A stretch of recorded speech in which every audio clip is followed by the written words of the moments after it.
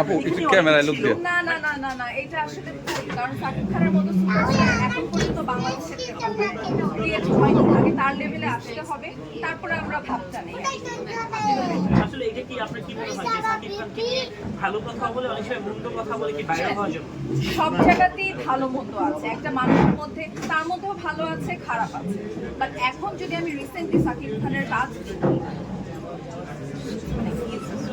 মানে অনেক অসাধারণ লাগে তাকে দেখতে।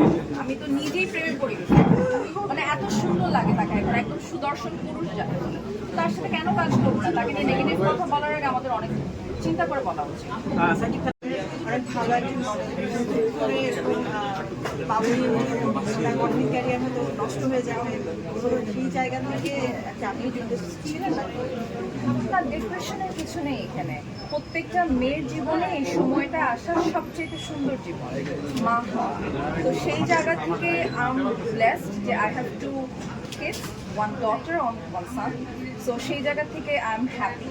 আর কোনো কিছু নষ্ট হয় না। এই যে আবার আপনাদের সামনে আসলাম, আপনাদের সবার ভালোবাসা পেয়ে, সো এটাই তো অনেক বড় পাওয়া, তাই না? এখনো মনে রেখেছেন, এটাই তো অনেক বড় পাওয়া। ওকে, আজকে আউটফিট নিয়ে অনেক সুন্দর লাগছে। Thank you so much. আজকের আউটফিট হচ্ছে গিয়ে দ্য থ্রেড স্টোরি থেকে, পুরো আউটফিটে ওদের স্পন্সর ফ্রম দ্যাম। যেহেতু নাটকে কাজ করছে, নাটকে কি রেগুলার কাজ করা হবে?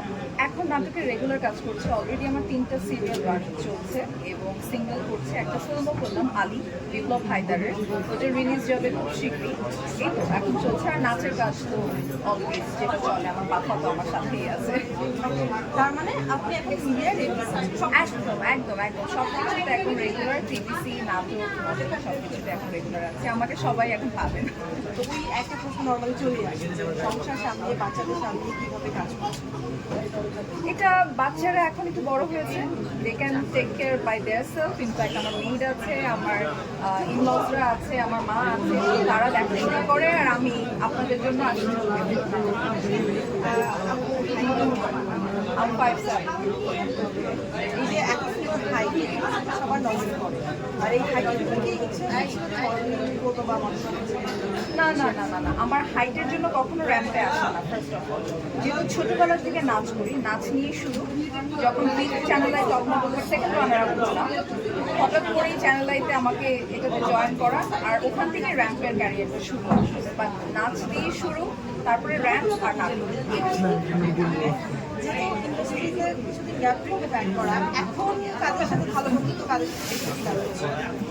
কাদের সাথে খুব ভালো ফ্রেন্ডশিপ আর কাদের সাথে বেশি কাজ করছে?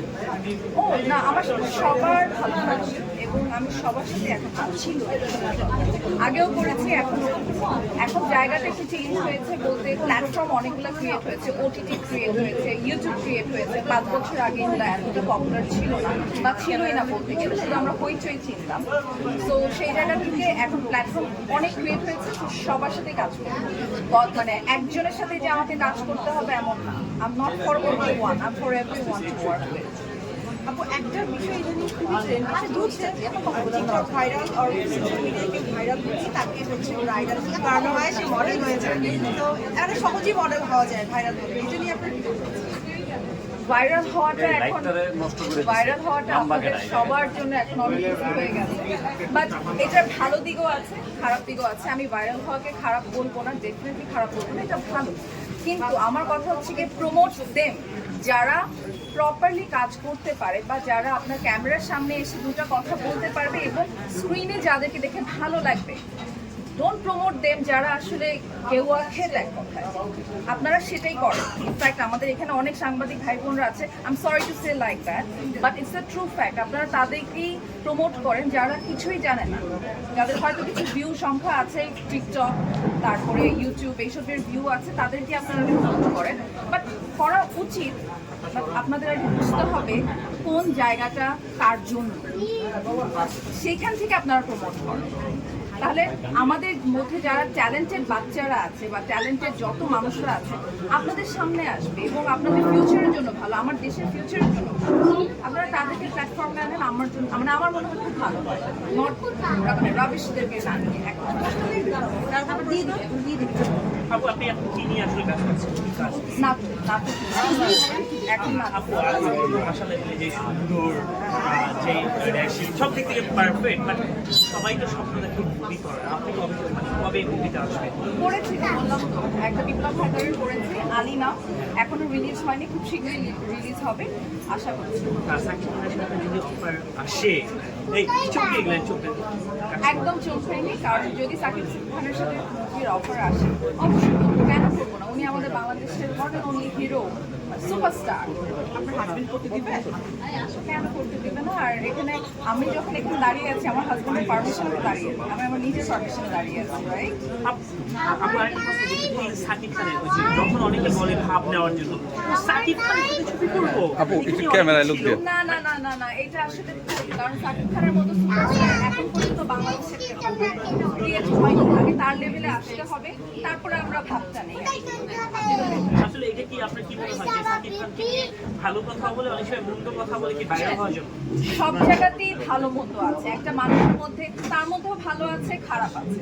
বাট এখন যদি আমি রিসেন্টলি সাকিব খানের কাজ দেখি, মানে he is superhit, মানে অনেক অসাধারণ লাগে তাকে দেখতে। আমি তো নিজেই প্রেমে পড়ে গেছি, মানে এত সুন্দর লাগে তাকে, এখন একদম সুদর্শন পুরুষ যাকে বলে। তার সাথে কেন কাজ করবো না? তাকে নিয়ে নেগেটিভ কথা বলার আগে আমাদের অনেক চিন্তা করে বলা উচিত। সাকিব খানের কোন মুভিতে আপনি প্রেমে পড়েছিলেন? এই যে রিসেন্টলি তুফান, তোমরা দেখেননি? না এখনো দরদ দেখা হয়নি, বাট তুফানের গান দেখে আমি তার উপর ভীষণ ইমপ্রেস, মানে হি ড্যান্স রিয়েলি ওয়েল। গানে নাকি আসলে তার style? Everything he is nice, he is totally nice.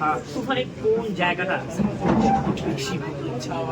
তার অ্যাকশনটা এখন অনেক ভালো হয়েছে, অ্যাকশনটা ভালো করেছে, সেটা ক্রেডিট যায় রায়হান রাফি। রায়হান রাফি অনেক ভালো কাজ করেছে, সেই জায়গা থেকে তাকে একদম প্রপার যে বেসটা তাকে ক্রিয়েট করে দেওয়া যায় সেই জায়গাটা রায়হান রাফি করে দিয়েছে। আমার লাস্ট প্রশ্ন, যারা সাকিবকে নিয়ে আসলে বলে যে কিন্তু পরে যখন সাকিবের পাশে যায় ছবি তোলার জন্য ব্যস্ত হয়ে যায়, বলো, পিছনে অনেক কথা বলে, বলো। তাদের উদ্দেশ্যে আপনার আছে? They are foolish. Nothing else. Shakib খানের সাথে যদি এখন আমার দেখা হয়, অফকোর্স আমি তার সাথে ছবি তুলবো, না তোলার তো কিছু নেই। যদি আমি শাহরুখ খানের সাথে যে ছবি তুলতে পারি, রণবীর কাপুরের সাথে যে ছবি তুলতে পারি, হয় না সাকিব খান? তাহলে মানুষ কেন পিছনে এত কথা বলে, কিন্তু সামনে আসলে তো কারণ ছবি সাকিব খানের পেছনের কিছু ছবি আছে আগের, মানে যখন আমাদের চলচ্চিত্রের জায়গাটা একটু নোংরা ছিল, সেই জায়গার সময় কিছু ছবি হয়তো মানুষের ভালো লাগে, তো সেই জায়গা থেকে হয়তো বলে। বাট এছাড়া তো আমি কখনো দেখি না যে ওনার কোনো খারাপ কিছু আছে। It's very nice, handsome, what's wrong with it? যারা এই টাইপের মন্তব্য করে তাদের উদ্দেশ্যে আমি তাদের উদ্দেশ্যে কিছু বলতে চাই না। তারা পিছনে পিছনে ঠিকই এখন যে বলবেন আপনারা যে তুমি কি সাকিব খানের সিনেমা করতে চাও, সে বলবে হ্যাঁ কেন করতে চাও, এটাই বলবে। যারা ভুল মন্তব্য করে তারাই সিনেমাটা করতে চায় তার সাথে। So thank you so much everyone, সবাই ভালো থাকবেন, and thank you so much.